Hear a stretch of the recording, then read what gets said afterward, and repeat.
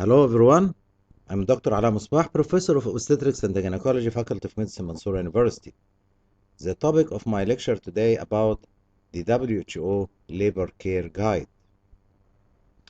So, what we want to discuss today? We want to speak about how is the development of Labor Care Guide, starting from the partogram and the new generation, which is the Labor Care Guide, developed by the WHO and released the manual guide of labor care guide in 2020 and 2021. What is the aim of using WHO labor care guide, and what is the structure of labor care guide, and the 7 section included in this tool? Okay, let us start. Look to this picture. This is the partogram. Everybody know it. It is widely used all over the world in many centers for monitoring and recording the progress of labor and the evaluation of maternal and fetal well-being during the process of labor. However, this partograph has some disadvantage regarding somebody using it incorrectly or inconsistently in many settings. Also, there is controversy about the cervical dilatation and using of alert and the action line as you see here. And some obstetrician said that the dilatation of the cervix is different and variable between women, and using the 1 centimeter per hour as an average for cervical dilatation may be not suitable for all women, and some women can give a normal birth without complication with slower cervical dilatation. So this controversy make many obstetricians to do research in multi-centers to find more information about the cervical dilatation in relation to time. In February 2018, WHO published a new recommendation on intrapartum care for positive childbirth experience, which included updated definition and duration for first and second stage of labor based on evidence from systematic reviews. Now we know that the active stage of labor recently starting from 5 centimeter and not from 4 centimeter as before. And also we can say that the second stage of labor has two partitions, one passive part and one active one part. And the active one is the one in which you ask the woman to push in this time in the active part of the second stage. So there is changes in definition and duration of first and second stage. That's why the WHO guideline panel concluded that the duration of the first and second stage of labor is highly variable, and cervical dilatation rate of 1 centimeter per hour in the first stage is unrealistically fast for some women. As you see in this picture, this is a picture of the partograph, and this is the picture of labor care guide, as we will explain later on. Okay. Also, they concluded that cervical dilatation rate slower than 1 centimeter per hour was by itself a poor predictor of adverse birth outcome and shouldn't be the sole indication for obstetric intervention. This means that if you find a lady in labor and the progressive cervical dilatation is less than 1 centimeter, it doesn't mean that the birth outcome will be bad. Okay, so WHO subsequently initiated development of next generation of partograph known as WHO Labor Care Guide, as you see in this picture. It has 7 sections which were adapted from the previous partograph design. So you can say this is a new generation of partograph. What is the aim for using this labor care guide? To monitor maternal and fetal status and the progress in labor? Yes. Remind practitioner to offer supportive care throughout labor. Guide practitioner on what observation should be regularly made and recorded during labor to identify any emerging complication in mother or fetus. Providing reference thresholds for abnormal labor observations that should trigger specific action. Minimize overdiagnosis and underdiagnosis of abnormal labor events and unnecessary use of intervention, and this is very important in this new tool, labor care guide. No unnecessary intervention anymore. Okay? Okay. Support audit and the quality of care improvement is another aim of WHO labor care guide. So more care to the mother in this new tool, and also more care for the progress of labor and more wise decision as regard the intervention when needed. Let us see what is the WHO labor care guide. This is the paper of labor care guide or the tool. As you see, this is the first stage of labor in this partition, and this first stage is the only active first stage, which is starting from 5 centimeter. So I'll start to use labor care guide only after the cervix dilated 5 centimeter, not before that. Okay? And this partition is for second stage. Okay? Okay. What about this horizontal axis? This is the time axis. Okay? In hours. Okay? What is the vertical column? This is the alert column. And we will discuss this in details later on. Okay?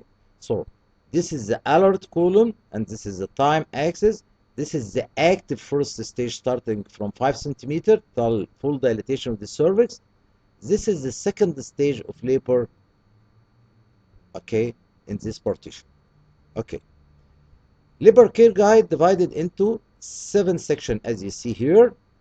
The first section related to information related to the mother and the labor characteristics, like name, like parity, like the time of active labor and the date, rupture of membrane time and date, okay, and any risk factors. This is in section 1. Then go to section 2. This is a supportive in this partition. This is a supportive care given to the mother, labor companion present or not, any pain relief given, any oral fluid or intravenous fluid, the patient is mobile or lying in bed in supine position. So this is the supportive care for the mother, okay, in this partition, section 2. Section 3, care for the baby as regard the fetal heart rate, any deceleration, early or late or variable deceleration, if there is any caput and which degree, any moulding and which degree in the baby, okay. Then go to the section 4, care for the mother, for the pulse, systolic blood pressure, diastolic blood pressure, temperature, urine output, presence of proteinuria or acetone, in urine, and so on. Then go to section 5. This is the progress of labor. We have 3 partition in section 5. One for uterine contraction. Is it less than 2 or more than 5? This is something alert to reevaluate. Or it is between 3 to 5, and so on. And the duration of each contraction, is it between 20 to 6 seconds, or less than 20 seconds, or more than 60 seconds? And this is alarming. Okay, this is as regard the contraction, the number of contraction per 10 minutes, and the duration of each single contraction in seconds. Next to it is the cervical dilatation, and here, as you notice, there is no alert line or action line. We are using this alert column, as we will discuss later on. What is alarming us? I'll say it later on. Okay. Then, in this partition, the descent of the fetal head. Is the baby head is engaged or not, and descent is going normally or not? We'll see that in next slides. Okay, so uterine contractions, cervical dilatation, descent of the head. This partition, section 6 here, is related to medications. First, oxytocin, what is the dose and what is the concentration and how many drops per minute. Other medicines, medical drugs, should be written here, and any intravenous fluids also written here. Then go to section 7. This is related to assessment and the plan. Assessment regularly should be documented and recorded. If everything is going well, we will write it. If there is any problem, we will document it. Okay? And what is the plan? Is our plan to continue the following up of labor progress, or we should intervene at any time? And like what? Like doing rupture of membrane, augmentation of labor, doing cesarean section, using instrumental delivery, and so on, so on, so on. So this is this part for assessment, and this is the plan, and we should document it, write it here. So any doctor using labor care guide or midwife should document everything, as I said. Okay, so in this area, this is the second stage, as I mentioned, and this is in short the description of the labor care guide. Let us go to the details. So this is the 7 sections. Section 1, identifying information and labor characteristic at admission. Section 2, supportive care. Section 3, care of the baby. Section 4, care for the woman. Section 5, related to labor progress. And Section 6, related to medication given and intravenous fluids and the oxytocin. Section 7, sure the decision making related to assessment and the plan and taking a decision.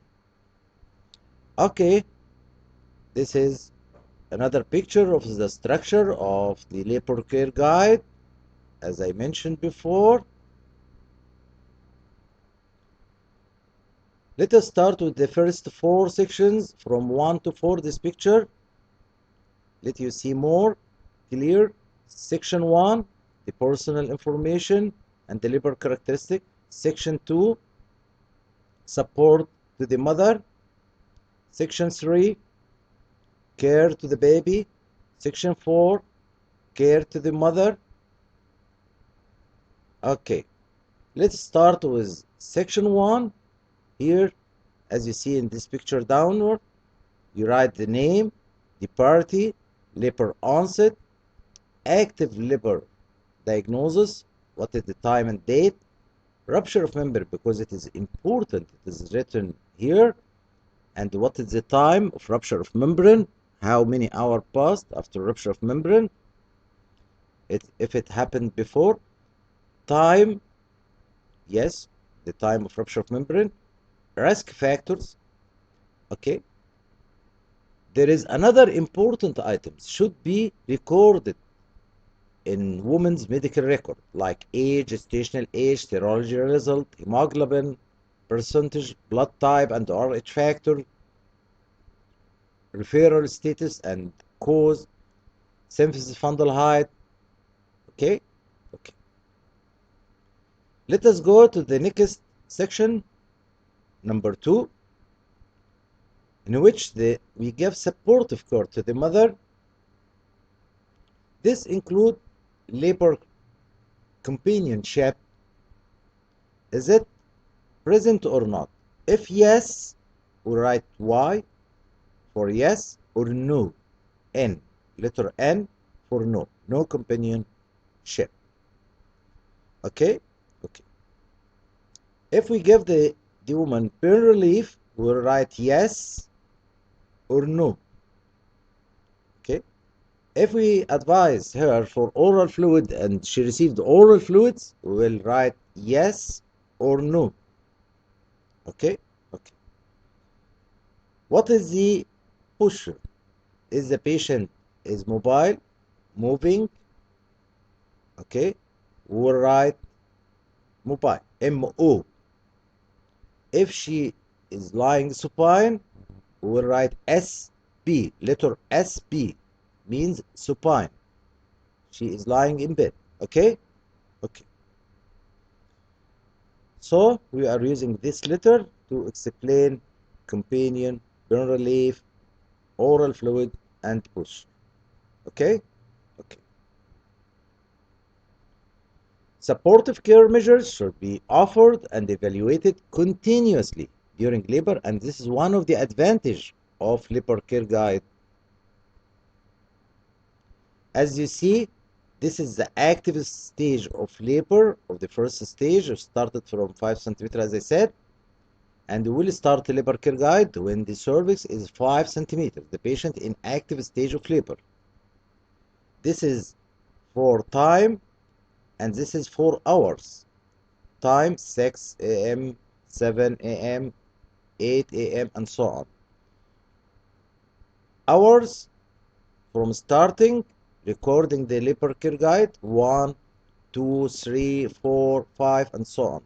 Okay, up to 12 hours here.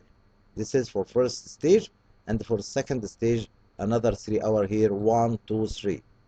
Okay, so we understand now, because we should look to the horizontal axis for time with each partition or each section in labor care guide. Okay, and they recorded the time and the hour. Let us go to section 3, which is the care of the baby. Look to this picture, please. Here is the baseline fetal heart rate. We record it. We know the normal between 110 and 160. Okay, if less than that or more than that, it is alarming. If more than 160, this is alarming. Okay, and this is the alert column. You remember the alert column? So if severe tachycardia or severe bradycardia, we should reevaluate, and the intervention is needed. Okay, we will record the fetal heart rate here, 140, 150, 100, and so and so and so. If there is deceleration, we will record it here. If it is normal, no deceleration, we will say N. If there is variable deceleration, we write letter V, variable deceleration. If late deceleration, we write L. Okay? This is the dangerous one. Okay? Late deceleration means fetal distress. Variable deceleration also may need the re-evaluation because it may indicate there is fetal compromise or distress. Okay? But early deceleration is not a sign of fetal distress.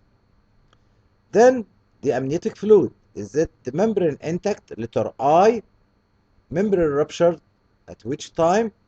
And what about the amniotic fluid? Is it clear? We will write letter C.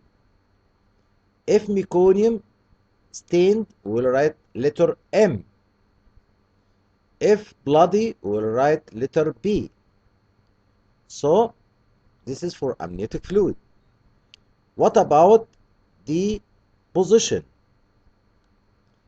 Is it occipital posterior?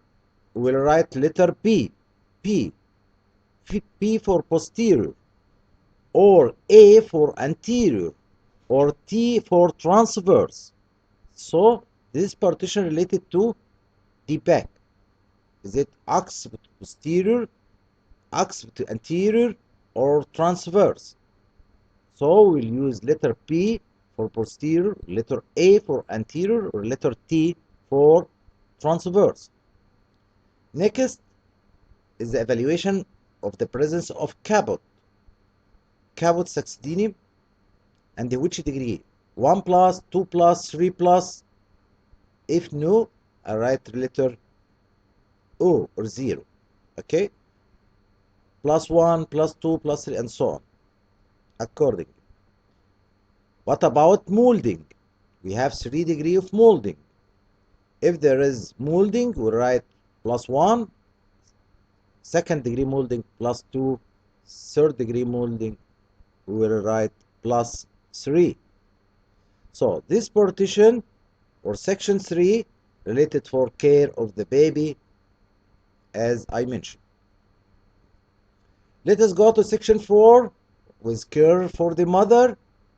For the pulse, is the pulse within the normal range, or there is severe tachycardia or bradycardia? I'll write the pulse here. What about systolic blood pressure? I write it here. Is it within the normal range or something alert me? So I'll write the systolic blood pressure here and the diastolic blood pressure here. So if 120 systole and diastole is 80, I write 120 here and diastole 80 here. Then go to the temperature. Write the temperature. Here is 36.5 and so on. You will measure the temperature. If any lowering of the temperature or rising of the temperature should alarming me. What about urine? Amount and the presence of acetone or proteinuria. A for acetone, P for proteinuria. And how many plus? Plus 2, plus 1, plus 3, proteinuria, and so on. And the same for acetone. And what is the volume of urine? Okay, so this section 4 for the care of women. Now we finished the first 4 section. 1, 2, 3, 4. 1 for impersonal information and some labor characteristic. 2 for supportive care given to the mother. 3 for care of the baby. 4 for care of the mother. Okay, let us complete section 5, 6, and 7. This picture show you section 5, 6, this is 5, 6, 7. Okay? Section 5. This section, as you see, is very important because it is the section which records the progress of labor and including three important items: uterine contractions, cervical dilatation, and descent of the fetal head. Okay? Okay. Uterine contraction should be recorded here. What is the number of contraction per 10 minutes? Is it 3 contraction per 10 minutes or 4 contraction per 10 minutes? Here it is written 3. Okay? What is alarming me if it is less than 2 contraction or more than 5 contraction per 10 minutes? This is the alert column. Remember that. What is the duration of each contraction? Is it on the average more than 20 and less than 60 seconds? So it is average. If it is lower than 20 or more than 60, it is alarming for me. Okay? So I write the duration of each contraction. And I should re-evaluate after 10 minutes if something abnormal. And if the same result, I should re-evaluate the case and intervention may be needed according to the situation. Okay, so this partition for uterine contraction as regard how many per 10 minutes and what is the duration of each contraction per second. Go to the next part here in section 5. This is for cervical dilatation. Okay, we will report cervical dilatation using letter X. Okay, so what is alarming me?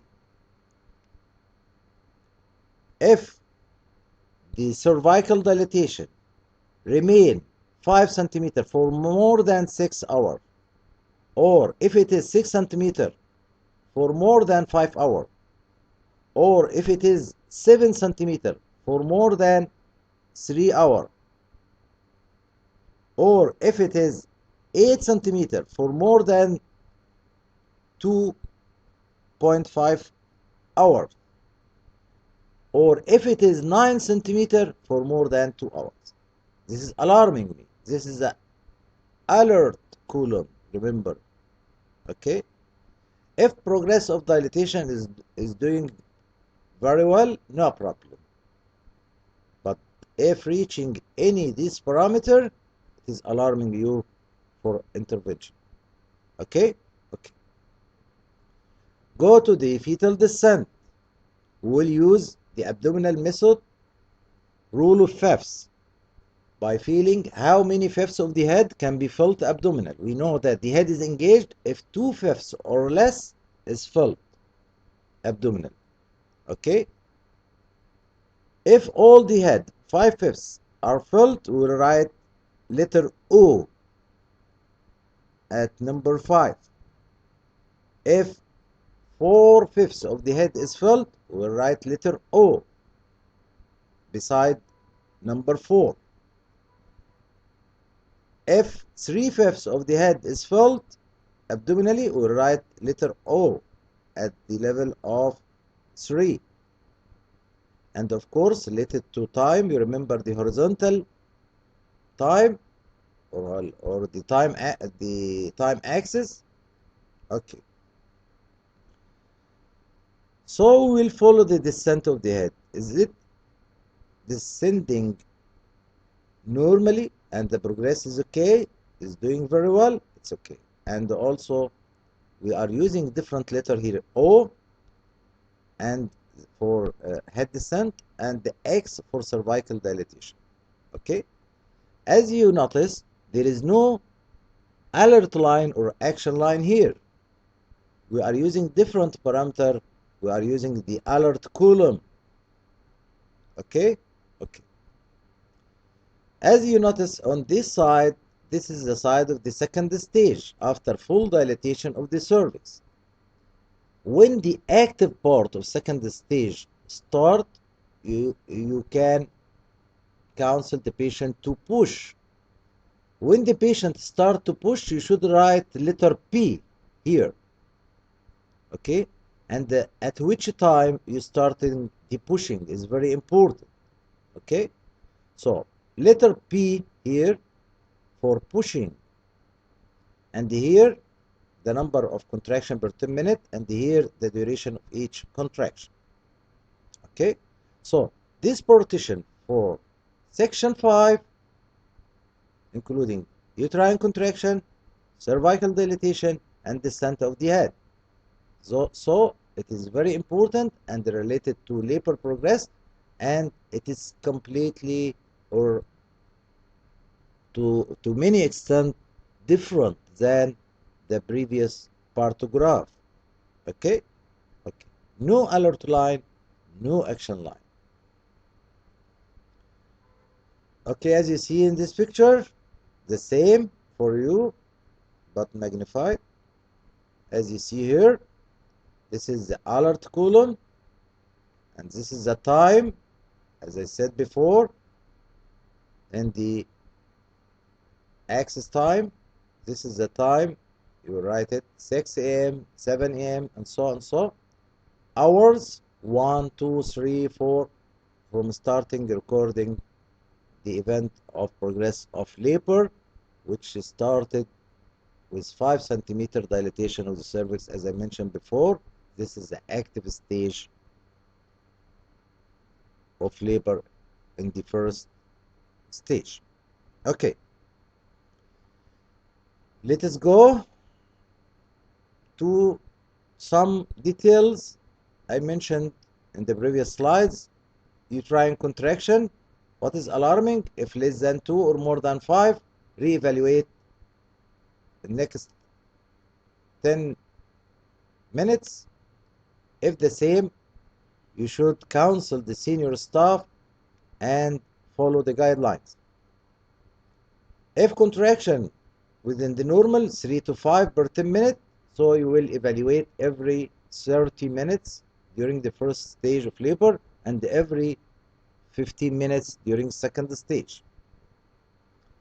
If contractions, each contraction lasts less than 20 or more than 60 seconds, you should verify number of contraction over another 10 minutes and its duration. If confirmed this result, re-evaluate and counsel and consult senior staff and follow the guidelines according to the situation in each case. So you should find the problem and intervene. If contraction is more than 20 seconds and equal to or less than 60 seconds, this is normal. So you will assess contraction every 30 minutes during the first stage of labor and at least every 15 minutes during second stage. So to summarize, the normal number of contraction per 10 minutes from 2 to less than 5 per 10 minutes. Okay? Or from 3 to 5. I mean from 3 to 5 per 10 minutes. Okay? This is normal. Equal to 2 or less or more than 5, it is alarming. What about the duration of each contraction? Between 20 to 60 seconds. If less than 20 or more than 60, reevaluate, and if it is the same, consult senior staff and follow the guidelines. What about cervical dilatation? What is the alarming for you?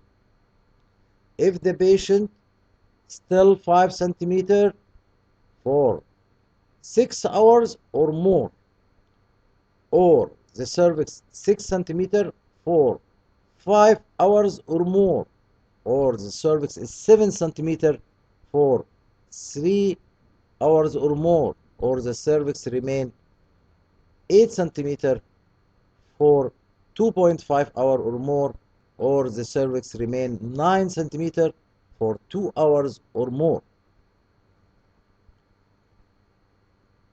What about alarming value for second stage as regards cervical dilatation? It is, of course, it is different in nulliparous than multiparous. In nullipara, more than or equal to 3 hours is alarming if the cervix remain, if progress of labor doesn't happen, and the patient is more than 3 hours in nullipara or equal to 3 hours, or in multipara 2 hours or more passed without delivery. So birth is not completed by 3 hours from start of active second stage in nullipara and 2 hours in multiparous woman. Okay, this is as regard second stage, which start after full dilatation of the cervix. And as I said before, second stage is divided into passive second stage and the active second stage with reflex bearing down. And the active second stage is the time in which you encourage the lady to push down at that time. Okay, so remember these hours clearly and the difference between nulli and the multiple. Okay, so evidence show important variation in distribution of cervical dilatation pattern among women without risk factors for complication, with many women progressing more slowly than 1 centimeter per hour for the most part of their labor and yet still achieving vaginal birth with normal birth outcomes. And this is the controversy with the original partograph. Why you are fixing the average of 1 centimeter per hour, while some women, the cervical dilatation progressing slower than that and can give a normal birth. So long as there is no risk factors and no complication, they are saying now, why not? We are using a slower rate of dilatation so long as there is no problem. This is what is labor care guide say recently. Okay. So what is the plan? The plan: alert triggered when lag time of current cervical dilatation or in second stage is exceeded with no progress. Okay. During first stage, if labor progresses as expected, assess cervical dilatation every 4 hours unless otherwise indicated. What about descent of the head? Assess descent by abdominal palpation, as I said before, using the rule of fifths. The part of the head palpable above the symphysis pubis. Okay. During first stage, assess descent every 4 hours before performing vaginal examination. So you do abdominal examination for assessment of the descent of the head and the engagement by using the rule of fifths every 4 hours before doing vaginal examination. You may need to do it earlier in some cases. During the second stage, take into account the woman behavior, effectiveness of pushing, and the baby position and well-being when deciding the timing of descent assessment. Okay, section 6, related to medications. What is very important is the oxytocin. You should write the dose and the concentration and how many drops per minute. And of course, in relation to time and hours. Okay? I mean, you may write here at 7 a.m. I give the patient 5% oxytocin in 1 liter saline with 15 drop per minute, for example, and so on. If I increase the dose, I write it. Okay, so according to the time and the hours, you write the dose of oxytocin and how many drops per minute. Any other medicine given, you should write it here, like antibiotic, analgesic, any other drugs, whatever. Intravenous fluid given, saline, ringer, glucose, any fluid given, you should write it here. Also, which time you give the fluid and the amount of fluid given and the type of the intravenous fluid. Okay, this is the empty part and this is the filled one, as you see here. If you didn't give oxytocin, so no. If you didn't give any medicine, say no. N for no. If you didn't give fluids, intravenous fluids, say no. Okay? If you give fluid, you should write which type of fluid. Okay? And which type of medicine and which dose of oxytocin and so on. Let us go to the last section in labor care guide, which is related to assessment and the plan and taking a decision. And this decision should be shared with the woman and her companion. Okay? Don't forget that. Okay? This section aims to what? To facilitate continuous communication with the woman and her companion, and the consistent recording of all assessment and the plans agreed. And this is another advantage of labor care guide. Okay? In this part, this is the empty part and this is the filled one. It is the same, but this is the filled one. Okay? This partition for assessment and this partition for plan. Okay. If you record everything is normal, you will write everything is progressing well. If the patient complain of pain and you give her analgesic, there is pain, you write document. So there is continuous relationship communication between you and the patient.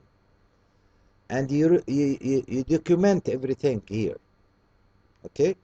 If there is something abnormal, you write it here as regard the progress in this assessment, and you should write the plan here. If everything is fine, I'll write in the plan here, continue monitoring of the progress of labor, because it is doing very well. Okay? If I should have intervention, I write here the intervention done. Okay? So this is for assessment and this is for the plan. This is for assessment, this is for plan. So what is the plan? Could be a continuation of routine monitoring or prescription of diagnostic tests. You need to do special tests, okay, for evaluation of the fetal well-being, for example. Augmentation of labor with oxytocin infusion, or the plan may be procedures like artificial rupture of membrane, or maybe assisted birth with vacuum or forceps, or the plan may be cesarean section. So you should write the plan, and of course you should explain everything to the woman and her companion. Okay? Okay. Each time clinical assessment of woman and the baby's well-being is completed, record the plan based on the shared decision. Okay. This is very important to take the decision shared with the woman and her companion after explaining everything in her progress in labor and the situation right now. Okay, this is the 7 section of labor care guide. You can find that there are some difference from partograph, trying to give more support to the lady all over the time of labor during active first stage and during second stage, support, care, more care to the mother, and also the progress of labor is different than that in evaluation of the progress of labor, and the recording and documenting the data is different than the original partograph. No alert and action line. As you see, we have alert column. We should use it. As you see, also there is advantage of follow-up and the assessment and the documenting everything regularly in labor care guide, and taking the decision of the mother and her companion as a something important. This short decision is very important, and putting the plan also for management should be shared with the woman also. This some abbreviation, you can read them.